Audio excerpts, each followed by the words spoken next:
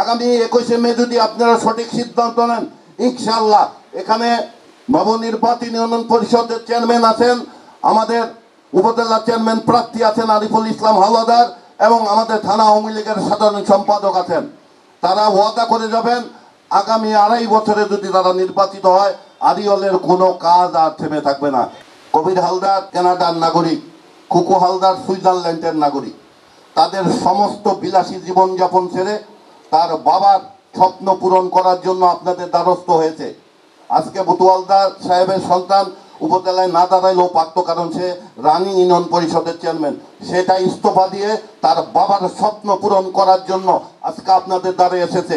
আমি আপনাদের কাছে করজোড়ে মিনতি যে তার বাবার যদি একটু কাজ করেও থাকে আড়িয়লের জন্য, সেই কৃতজ্ঞতা প্রকাশ করার জন্য এবং বুতু হালদারের অসমাপ্ত কাজ সমাপ্ত করার জন্য আগামী 21শে মে হেলিকপ্টার মার্কায় ভোট দিয়ে আরিফ হালদারকে পাস করাবেন এবং এই দেশের আড়িয়লের অসমাপ্ত কাজ সমাপ্ত করার সুযোগ দিবেন, যেমন আপনারা দুলাল হালদারকে সুযোগ দিয়েছেন। এই ইউনিয়নে চেয়ারম্যানের ছেলে দুলাল হালদারকে সুযোগ দিয়েছেন, আরিফ হালদারকে সুযোগ দিবেন। ইনশাল্লাহ 2 হালদার মিলে আগামী 2.5 বছরে আপনাদের এই আড়িয়ল ইউনিয়নের ইনশাল্লাহ কোনো কাজ থাকবে না।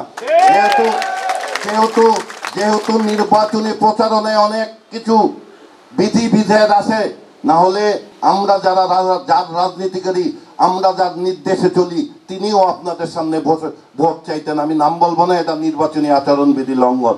উনিও আমাদের সাথে আছেন। ইনশাআল্লাহ কাজের অভাব হবে না।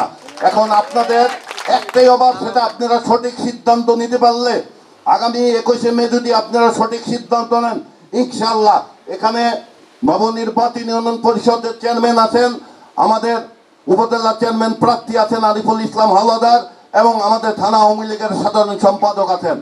তারা ওয়াদা করে যাবেন আগামী 2.5 বছরে যদি তারা নির্বাচিত হয়, আড়িয়লের কোনো কাজ আর থেমে থাকবে না। 21 তারিখে সঠিক সিদ্ধান্ত নিয়ে হেলিকপ্টার মার্কায় ভোট দিবেন।